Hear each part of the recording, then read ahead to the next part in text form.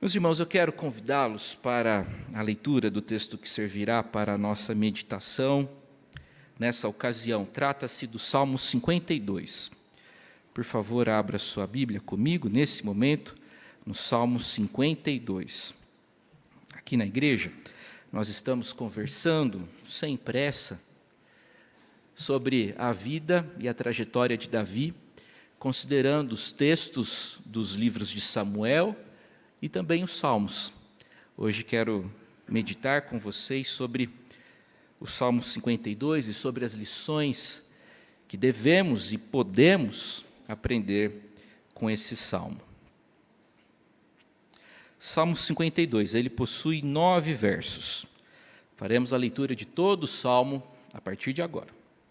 Por que te glorias na maldade, ó homem poderoso? Pois a bondade de Deus dura para sempre. A tua língua urde planos de destruição, é qual navalha afiada, ó praticadora de enganos. Amas o mal antes que o bem, preferes mentir a falar retamente. Amas todas as palavras devoradoras, ó língua fraudulenta. Também Deus te destruirá para sempre. Há de arrebatar-te, arrancar-te da tua tenda e te extirpará da terra dos viventes. Os justos hão de ver tudo isso, temerão e se rirão dele, dizendo: eis o homem que não fazia de Deus a sua fortaleza, antes confiava na abundância dos seus próprios bens e na sua perversidade se fortalecia. Quanto a mim, porém, eu sou como a oliveira verdejante na casa de Deus, confio na misericórdia de Deus para todos sempre. Dar-te-ei graças para sempre, Senhor, porque assim o fizeste. Na presença dos fiéis, esperarei no teu nome, porque é bom. Vamos orar. Senhor, muito obrigado pela tua palavra. Tua palavra é lâmpada para os nossos pés, é luz para os nossos caminhos. A tua palavra é mais doce do que o mel. Ó Pai, nós nos aproximamos da tua palavra nesse momento, porque precisamos da orientação que vem do alto. Precisamos, ó Deus, ouvir a tua voz, e nós cremos que o Senhor se revelou especialmente por meio da Sagrada Escritura. É por isso que nesse momento, humildemente, nos colocamos diante da tua presença santa, cheia de majestade e glória, a fim de implorarmos a graça, a dádiva da iluminação. Abra o nosso coração, desperta-nos, ó Deus, para as verdades da tua palavra, e que nesse momento o Senhor fale conosco, apesar de mim mesmo. É a nossa oração. É a oração do teu povo, no nome poderoso e precioso do Senhor Jesus, que vive e reina pelos séculos dos séculos. Amém. Conversando sobre Davi, já vimos que a principal característica, o principal atributo, o que se destaca na biografia, na trajetória de Davi, é o fato de que Davi, apesar dos pesares, apesar de tudo o que viveu, Davi nunca desistiu de Deus. E Deus também jamais desistiu de seu servo Davi. E é nessa insistência, é nessa perseverança bonita, dupla, santa, sagrada, que a história de Davi ganha seu significado, ganha a sua singularidade. Meus irmãos, alguém já afirmou de forma muito apropriada que os salmos são as testemunhas eloquentes da realidade humana. Antes de serem escritos, os salmos foram vividos. Eles registram experiências reais de pessoas reais que viveram nesse mundo real. O Salmo 52 pertence ao gênero dos salmos didáticos e contém aquela oração que Davi dirigiu ao Senhor depois da reação violenta de Saul ao saber por meio de Doeg que o sacerdote Aimeleque certa vez o acolheu e o ajudou. O pano de fundo por trás do Salmo 52 são as histórias, são as narrativas encontradas no capítulo 21 e 22 do primeiro livro de Samuel. Os livros de Samuel narram as histórias de Davi pelo lado de fora. Nos livros de Samuel, nós encontramos a opinião do escritor, a opinião de alguém que observava a vida de Davi. Nos livros de Samuel, encontramos o relato sobre a vida de Davi a partir do lado de fora. Os salmos, que são as orações de Davi, mostram para nós essas mesmas histórias pelo lado de dentro. Aqui nós encontramos a reação, o coração de Davi. Nos Salmos, nós encontramos o que se passava dentro do ser de Davi. No Salmo 52, nós encontramos todo o lamento, toda a raiva, todo o ódio, toda a indignação e também toda a confiança em Deus que brotaram no coração de Davi ao vivenciar os eventos relacionados à maneira como Saul recebeu a informação que Doeg, de forma muito oportunista, lhe ofereceu em um determinado momento dessa história toda. Eu tenho insistido por aqui que uma das lições mais importantes e preciosas que nós aprendemos com Davi é a espontaneidade, é a sinceridade. O Salmo 52 é uma oração. Davi, nessa oração, é absolutamente franco, ele é absolutamente honesto, ele é absolutamente legítimo, verdadeiro, solto na sua relação com o Senhor. Para Davi, o sagrado nunca está apenas lá. Para Davi, o sagrado está aqui também. O Deus de Davi é transcendente e é imanente. Davi tinha a certeza de que o Senhor estava ali juntinho dele, próximo dele. E é essa certeza da proximidade do Senhor que fez com que Davi registrasse no Salmo 145 aquilo que lemos minutos atrás: perto está o Senhor de todos aqueles que o invocam em verdade. Você tem essa certeza de que o Senhor está aqui, pertinho de você, pertinho de mim, pertinho da gente? Davi tinha essa certeza. Os crentes podem e devem ter essa certeza. O Salmo 52 apresenta para nós 3 grandes lições. Ele possui claramente 3 principais divisões que mostram o grande potencial que existe no indivíduo ímpio para fazer aquilo que é mal. A segunda divisão do Salmo 52 revela que o infiel e o objeto da sua confiança são efêmeros. E, finalmente, o Salmo 52 mostra para nós, revela para nós a bênção que é, o santo privilégio que é confiar no Senhor. A primeira lição que a gente aprende aqui com o Salmo 52 é que aquilo que é ruim pode piorar. Não tem coisa que não possa piorar. Não tem coisa que não seja já ruim e que não possa ficar ainda pior. Nós aprendemos essa lição com os 4 primeiros versos do Salmo 52. O Salmo 52, curiosa e atipicamente, começa com uma pergunta. E essa pergunta nem é dirigida para Deus. Por que te glorias na maldade, ó homem poderoso? Davi não dirige-se diretamente a Deus, mas interpela outro personagem. Será que isso é oração? Claro que é. Eu gosto muito da afirmação de um pastor chamado N. Cordeiro. Ele afirmou certa vez que orar é pensar profundamente em algo na presença de Deus. Por meio da oração, Davi falou para Deus o que queria. E por meio da prece, Davi falou para Deus aquilo que ele queria falar para Doeg. E aí está a beleza e o caráter terapêutico da oração. Porque é bom, é razoável que a gente coloque para fora aquilo que está aqui dentro. É importante que a gente expresse aquilo que está dentro do nosso coração. E Davi faz isso. Ele ora, fala com o Senhor, e falando com o Senhor, ele se dirige a Doeg. Meus irmãos, Davi se colocou na presença de Deus, e a presença de Deus sentida, experimentada, atualizada, transformou a sua meditação, transformou a sua reflexão em prece, em oração elevada ao Todo-Poderoso Deus. Davi tinha muito o que dizer para Deus, e Davi tinha muito o que dizer para Doeg. Vamos tentar compreender essa história um pouquinho mais.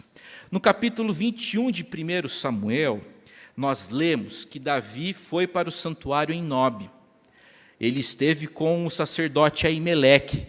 Davi chegou lá no santuário todo maltrapilho, todo mal vestido, todo desajeitado, e ele precisava de auxílio emergencial, ele precisava de comida e ele precisava de arma. Aimeleque viu Davi e desempenhou as suas funções ministeriais como sacerdote, como pastor. Ele orou por Davi, deu o pão consagrado do altar para Davi comer, e Davi saiu de lá equipado com a espada que era de Golias. E a Escritura diz que Doeg, o edomita, estava lá também. O autor sagrado, o narrador de 1 Samuel, fez questão de dizer que Doeg observou tudo aquilo. Eu, quando leio essa história, imagino Doeg no canto do santuário, olhando sempre com o cantinho dos olhos, olhando de soslaio, observando tudo o que Davi fez, e também a maneira como Aimeleque, o pastor, o pároco local, cuidou e encaminhou aquela matéria. Tanto no capítulo 21 como no capítulo 22, bem como no sobrescrito do Salmo 52, Doeg é mencionado como o edomita. Isto é, para os autores do Antigo Testamento, os antecedentes étnicos de Doeg importam. Ele não é judeu, ele é gentil, ele é edomita.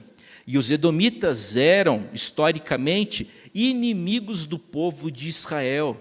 Os edomitas descendem de Esaú, de quem Deus se aborreceu, e não de Jacó, de quem Deus se agradou.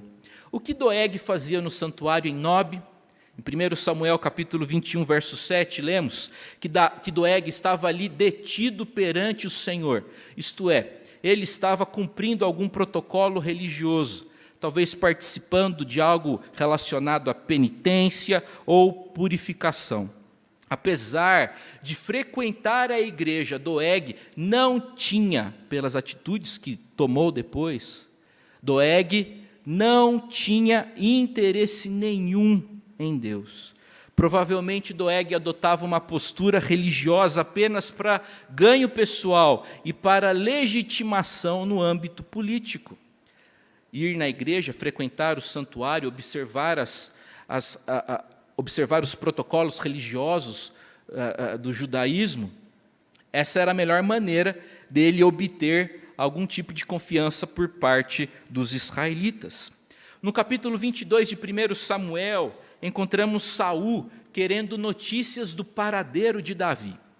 A Bíblia diz que, certa feita, num entardecer, numa das colinas de Gibeá, Saul estava lá com uma lança na mão e ele pergunta sobre o paradeiro de Davi. Os soldados israelitas não querem trair, não querem prejudicar Davi, ficam calados. E Doeg, que tinha visto Davi em Nob, aproveitou aquela ocasião para falar alguma coisa a fim de obter os favores do rei. Doeg não desperdiçou aquela oportunidade, foi logo despejando sobre Saul muitas informações a respeito do paradeiro de Davi, desde que ele fugiu apressadamente de Gibeá. O fato de pessoas como Doeg, um camarada oportunista, materialista, o fato de pessoas como Doeg frequentarem a igreja leva-nos a considerarmos a seguinte verdade: é possível frequentar a igreja sem ter nenhum interesse em Deus. Ao receber a informação de Doeg, Saul não teve dúvida, tratou de chamar o sacerdote Aimeleque para vir ter com ele. O sacerdote foi para Gibeá e foi acompanhado de toda a sua família. eles também eram sacerdotes. E lá ele foi interrogado por Saul. Aimeleque repetidas vezes afirmou a sua inocência, bem como a inocência de Davi. Afirmou que nunca fez parte de nenhum tipo de conspiração contra o rei e afirmou, por último, que ele apenas foi fiel às suas funções ministeriais. Ele orou com Davi e ele ofereceu auxílio emergencial. Saul não conseguiu ser confrontado com a verdade, ele não suportou ser confrontado com a verdade e, irado, ordenou a execução de Aimeleque e de toda a sua família. A ordem de Saul não foi atendida pelos soldados israelitas, e Saul pediu para que o gentil Doeg fizesse o trabalho sujo. Doeg e seus subordinados, naquele dia, triste dia, promoveram uma verdadeira carnificina. 85 sacerdotes foram brutalmente assassinados. O solo de Gibeá ficou, naquela tarde, início de noite, encharcado com o sangue inocente de quase uma centena de sacerdotes. A história de Saul, a história de Doeg e a história de muitos outros que viveram antes e depois desses caras revelam o grande potencial que existe no ímpio, no indivíduo que não é pio, no indivíduo que não é convertido, no indivíduo que não teve a vida mudada, de fazer o que é mal, ou seja, o que é ruim, pode piorar. Por que te glorias na maldade, ó homem poderoso? Essa é a pergunta de Davi. Doeg seguramente ascendeu econômica e socialmente, e ele se achava por conta disso. É aquela velha história do malandro metido, que se acha só pelo fato de ser malandro e de ter se dado bem na vida. Nas suas muitas intrigas, nas suas muitas conspirações, Doeg se achava muito esperto, muito elevado. Os versos 2, 3 e 4 mantêm o mesmo tom, possuem o mesmo teor de indignação, de completa indignação com o homem que é malvado, que prefere falar a mentira do que falar a verdade e que prefere o mal ao bem. Meus irmãos, a segunda lição que nós aprendemos com o Salmo 52 é a lição de que o infiel e o seu objeto de confiança vão passar. Considere o verso 5. Também Deus te destruirá para sempre, há de arrebatar-te, arrancar-te da tua tenda e te extirpará da terra dos viventes. Que oração mais atípica essa, não é? Davi tem a coragem, a ousadia de fazer uma oração assim, declarando todo o seu repúdio contra alguém que declaradamente é absolutamente ímpio, absolutamente ignorante em relação às coisas de Deus.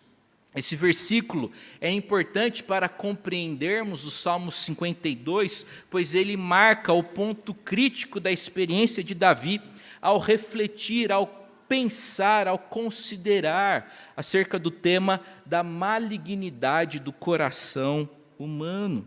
Davi estava certo, Davi tinha a certeza de que um dia Deus julgaria Saul, Deus julgaria Doeg e todos os outros que vivem de forma perversa. Davi emprega verbos muito fortes, ele fala sobre arrancar, destruir, arrebatar, extirpar. Enquanto isso, os justos apenas hão de ver tudo isso, versículo 6. Isto é, os justos não experimentarão a devastação que os ímpios vão experimentar por causa da ira santa e justa do Senhor. Diante da queda desses líderes pomposos, violentos, verdadeiramente genocidas, o povo do Senhor precisa apenas temer e rir. Meus irmãos, nós aprendemos com o Salmo 52 acerca da importância de orarmos apresentando o nosso mundo ao Senhor. O crente ora pelo governo, pelos governos, pelo mundo. O crente compreende que ele participa desse processo. O crente entende que o Todo-Poderoso Deus escuta a sua prece, e é por isso que o crente implora a graça do Senhor, a intervenção do Senhor sobre o país. Nós cremos no sobrenatural. Nós cremos naquilo que a ciência não pode explicar. Nós cremos naquilo que é metafísico. Nós cremos que o Senhor pode intervir. Então, como é que o crente participa da política? É só postando coisas contrárias ao governo? Criticando tudo e todos? Você tem todo o direito de fazer isso. Mas não faça isso antes de orar. Antes de implorar a graça do Senhor. Antes de rogar para que o Senhor cure as pessoas. Antes de rogar que o Senhor intervenha com graça na nossa nação. Você pode participar da política, veja só, orando, implorando a graça do Senhor sobre essa situação. Meus irmãos, a verdade é que o infiel é efêmero, ele vai passar, e o seu objeto de confiança também vai passar. De acordo com o verso 5º, ou melhor dizendo, de acordo com os versos 6 e 7, os ímpios confiam nas suas riquezas. Acompanhe comigo a leitura dos versos 6 e 7. Os justos hão de ver tudo isso, temerão e se rirão dele, dizendo: eis o homem que não fazia de Deus a sua fortaleza, antes confiava na abundância dos seus próprios bens e na sua perversidade se fortalecia. O homem malvado do Salmo 52 não confia no Senhor. Não faz do Senhor a sua fortaleza. O homem malvado do Salmo 52 confia no que mesmo? Na sua riqueza. Ele confia na sua esperteza, na sua estultícia, na sua astúcia. Ao considerarmos que no verso 8º, Davi declara que confia no Senhor, fica claro, fica evidente que o tema, que o assunto desses versículos é confiança. Davi está dizendo aqui para nós o seguinte: ou você confia no Senhor, ou você confia no dinheiro. O Novo Testamento diz que a gente não pode servir a dois senhores. A Bíblia nunca se relaciona com o dinheiro de modo neutro. Para a Bíblia, dinheiro pode ser uma entidade que tem até nome: Mamon. Mamon é dinheiro elevado à categoria de Deus, e o dinheiro pode se tornar um diabo, um Deus rival, que exige a nossa fidelidade e o nosso serviço. Dinheiro não é uma coisa neutra. Já escutei certa vez que neutro é um copinho de plástico de café usado no chão. Imagina esse copinho no chão. Copinho de plástico de café. Muitos de nós passaríamos pelo copinho de plástico absolutamente indiferentes. Agora pense numa nota de R$200 no chão. É diferente. Por que é diferente? Porque com o copinho você não pode fazer nada. Com o dinheiro você pode fazer algumas coisas. A coisa está tão complicada hoje em dia que com R$200 você sai do mercado com 3 sacolas, né? E olha lá. Mas com dinheiro você pode fazer alguma coisa. Dinheiro não é neutro. Doeg confiava no dinheiro. Davi não confia no dinheiro. Davi confia no Senhor.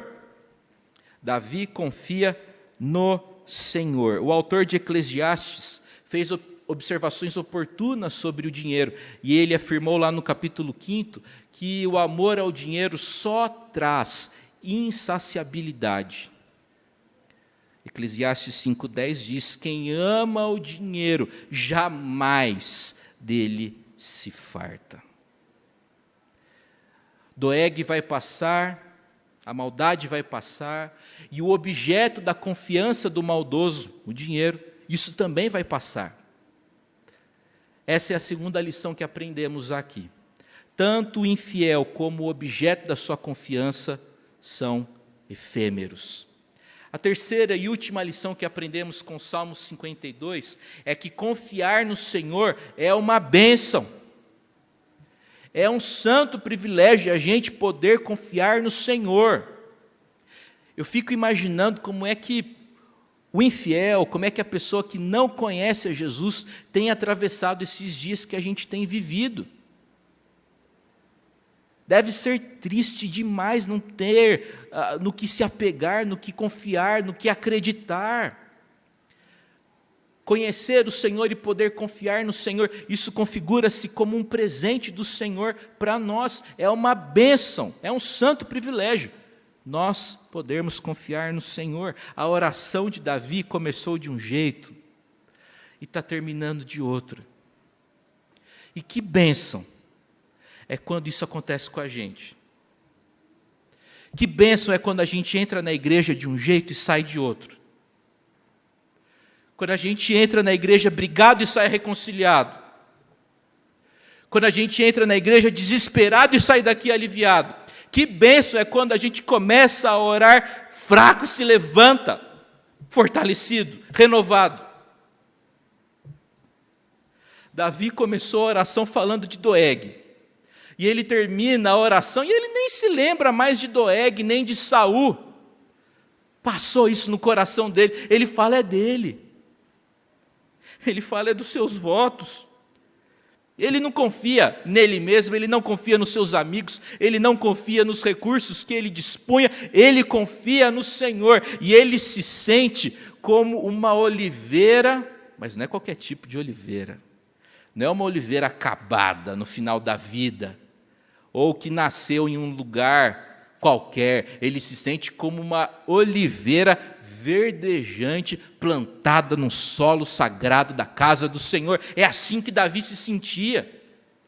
Doeg vai passar, Saul vai passar, a maldade vai passar, mas eu confio no Senhor, e porque confio no Senhor, eu sei que a vida não se restringe, não se limita ao aqui e agora. Eu posso confiar, eu sei em quem eu confio. Meus irmãos, a oliveira é uma árvore que vive muito tempo. Estima-se que algumas das oliveiras de Israel têm mais de 2.500 anos. Os cientistas falam que tem uma oliveira lá em Portugal que tem quase 3.000 anos. O que Davi quer comunicar aqui é claro e muito fácil de compreender. Enquanto a maldade vai passar, a bondade vai prevalecer. Eu li hoje à tarde o Salmo 37, Davi diz o seguinte: mais um pouquinho, espera mais um pouquinho, e os justos serão abençoados e os ímpios vão passar. Mais um pouco, e os ímpios serão eliminados. Meus irmãos, o finalzinho do Salmo 52 me fez lembrar do finalzinho do Salmo 1, o salmo que inaugura, que de certa forma funciona como uma introdução para o saltério. No Salmo 1, o autor propõe uma imagem muitíssimo acertada e conveniente. O salmista diz que o justo é como árvore plantada junto à corrente de águas que no seu devido tempo dá o seu fruto e cuja folhagem não murcha. E aí ele diz que os injustos são como a palha que o vento dispersa. O crente é como árvore plantada junto à corrente de águas. O descrente é como palha. Uma das coisas que eu mais gosto de ver é a árvore. Sabe aquelas árvores grandes? E eu gosto muito também de sombra de árvore. Não tem sombra melhor do que sombra de árvore. A árvore oferece diversos benefícios, é a fruta, não é? Também é a beleza e o encanto de ficar debaixo da árvore, escutar, né, o ventinho soprando nas suas folhas. É agradável ficar próximo de uma árvore, é bonito, é gostoso. O Salmo 1 diz o seguinte: o crente é assim, estar próximo de um crente é como estar perto de uma árvore bonita. Já o descrente, já o ímpio, é como a palha. E não tem muito que se falar sobre palha, senão que palha é um subproduto vegetal desidratado. Portanto, prezado irmão, prezada irmã, continue confiando no Senhor e continue sendo como uma oliveira verdejante. O autor da epístola aos Hebreus declarou, lá no capítulo 10, no verso 35, o seguinte: não abandoneis, portanto, a vossa confiança, ela tem grande galardão. O autor da epístola aos Hebreus afirma que há galardão, ou seja, há recompensas para aqueles que confiam no Senhor. E quais são essas recompensas? Quais são esses galardões da confiança? O primeiro deles é a alegria. No Salmo 40, no verso 4, Davi declarou que bem-aventurado, muitíssimo feliz é aquele homem que põe no Senhor a sua confiança.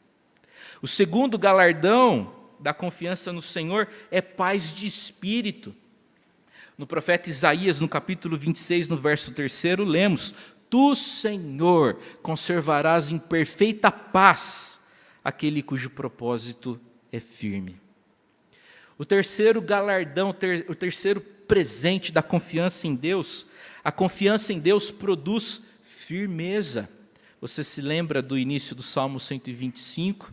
Diz o seguinte: os que confiam no Senhor são como o monte Sião que não se abala. A última recompensa de quem confia no Senhor é resiliência. Em me vindo o temor, eu hei de confiar em ti. Salmo 56. Meus irmãos, no último versículo do Salmo 52, no verso 9, nós encontramos o voto que Davi fez ao Senhor: dar-te-ei graças para sempre, porque assim o fizeste. Na presença dos teus fiéis esperarei no teu nome, porque é bom. Davi declara que ele vai esperar no Senhor. Existem diferentes tipos de espera. Espiritualmente falando, é possível a gente esperar no Senhor ou não. Esperar no Senhor é quando a gente entrega a vida ao Senhor. É quando a gente se encomenda ao Senhor e pede para o Senhor: Deus, tira a ansiedade do meu coração, eu confio naquilo que o Senhor tem para mim. Eu quero descansar no Senhor, eu entrego minha vida aos teus cuidados. Isso é esperar no Senhor, é depender unicamente do caráter de Deus. E Davi diz que ele vai esperar no Senhor porque Deus é bom. O Salmo 52, que começa com indignação, que reflete a experiência de Davi no meio de uma situação absolutamente horrível, que envolveu o assassinato de gente inocente, que envolveu um indivíduo, um camarada materialista, oportunista como Doeg, que deu aquela informação para prejudicar Davi e que fez o ilícito independentemente se aquilo era correto ou não. O Salmo 52 trata sobre essa situação, mas ele finaliza com a ideia de que o Senhor é bom. Deus é bom, essencialmente bom. A terra, diz a Escritura, está cheia da bondade do Senhor.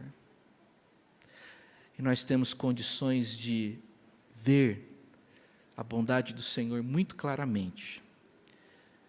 É quando olhamos para Jesus Cristo, que viveu por nós, que morreu por nós, que suportou a cruz por causa dos meus pecados, dos seus pecados. É olhando para Jesus, é ali no refúgio da cruz de Cristo, que nós temos condições de vermos e de experimentarmos e de sentirmos e de usufruirmos da bondade do Senhor. Davi experimentou dessa bondade, mesmo no meio da tragédia e da adversidade, ele tem condições de encerrar a sua oração fazendo essa declaração: Deus, tu és bom. Davi experimentou da bondade do Senhor. E você?